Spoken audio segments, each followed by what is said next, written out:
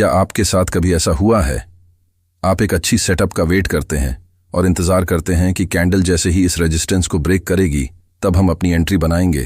तो पर जैसे ही आप अपनी एंट्री बनाते हैं तभी एक बड़ी सी रेड कैंडल आती है और आपकी SL हंट हो जाती है।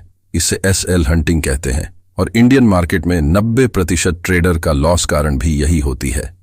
तो आइए आज के इस वीडियो में हम जानते हैं SL हंट कब होती है और इससे कैसे बचा जाए और इसका फायदा उठाकर हम प्रॉफिट कैसे बने। तो देखिए, जब भी मार्केट में बड़े ऑपरेटर आते हैं तो उन्हें ज्यादा लिक्विडिटी की जरूरत होती है जिससे वह बड़ी प्रॉफिट बना सके और मार्केट लिक्विडिटी पर चलती है। दूसरे शब्दों में लिक्विडिटी बेसिकली मार्केट को मूव करने का फ्यूल है। बिना लिक्विडिटी के मार्केट नहीं चलेगी। तो मार्केट किसी भी दिशा में अच्छी मूव करने से पहले लाखों रिटेलर्स का SL हंट करती है जिससे मार्केट को लिक्विडिटी मिलती है। अब आते हैं अहम सवाल पर, SL हंट कब होती है और हम इसे कैसे बचा सकते हैं। देखिए, जब बड़े ऑपरेटर्स मार्केट में आते हैं उन्हें लिक्विडिटी की जरूरत होती है ताकि वो बड़े प्रॉफिट्स कमा सकें। मार्केट लिक्विडिटी पर चलती है।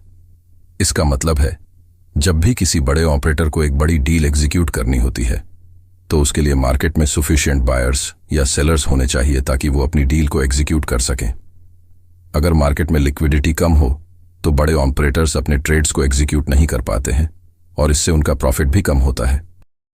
इसलिए जब बड़े ऑपरेटर मार्केट में आते हैं वो लिक्विडिटी क्रिएट करने के लिए कई चालों का इस्तेमाल करते हैं। एक कॉमन तकनीक है stop loss hunting. Stop loss hunting का मतलब है कि बड़े ऑपरेटर मार्केट में ऐसे प्राइस लेवल को टारगेट करते हैं जहां पर बहुत सारे ट्रेडर्स अपने स्टॉप लॉसेस लगाए हुए होते हैं। जब वह प्राइस लेवल तक मार्केट पहुंचता है तो वह एक बड़ा मूव करते हैं जिससे ट्रेडर्स के स्टॉप लॉसेस ट्रिगर हो जाते हैं और मार्केट में लिक्विडिटी क्रिएट होती है। अब सवाल यह है कि हम इसे कैसे बचा सकते हैं।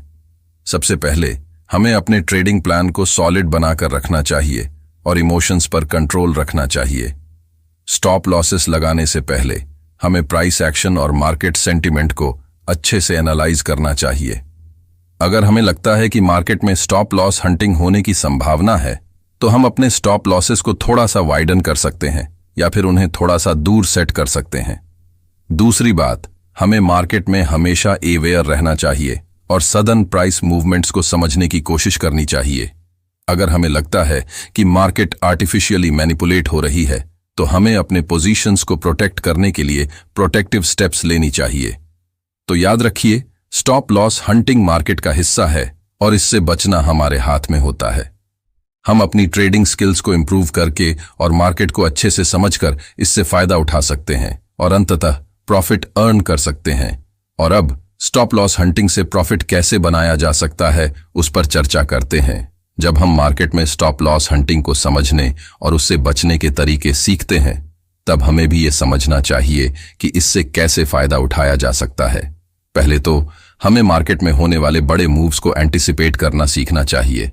अगर हम मार्केट में किसी बड़े ऑपरेटर के आने का पता लगाते हैं या फिर किसी बड़े इवेंट का एंटिसिपेशन करते हैं तो हम उस अपॉर्चुनिटी को एक्सप्लॉइट करके प्रॉफिट अर्न कर सकते हैं। इसके लिए हमें मार्केट के फंडामेंटल्स और टेक्निकल एनालिसिस पर फोकस करना चाहिए। दूसरी बात, हमें मार्केट वॉलेटिलिटी को अपने फायदे के लिए इस्तेमाल करना चाहिए। जब मार्केट में वॉलेटिलिटी बढ़ जाती है तब हमें ट्रेडिंग ऑन अपॉर्चुनिटीज मिल सकती है। अगर हम स्टॉप लॉस हंटिंग की संभावना को समझकर सही समय पर ट्रेड करते हैं तो हम बड़े मूव्स के लिए तैयार हो सकते हैं और प्रॉफिट अर्न कर सकते हैं। तीसरी बात, हमें रिस्क मैनेजमेंट का ध्यान रखना बहुत जरूरी है।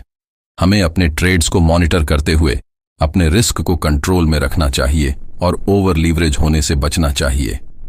अगर हम अपने ट्रेड्स को मैनेज करने में माहिर हैं और अपने रिस्क को कंट्रोल में रखते हैं तो हम मार्केट की वॉलेटिलिटी और स्टॉप लॉस हंटिंग से भी बच सकते हैं।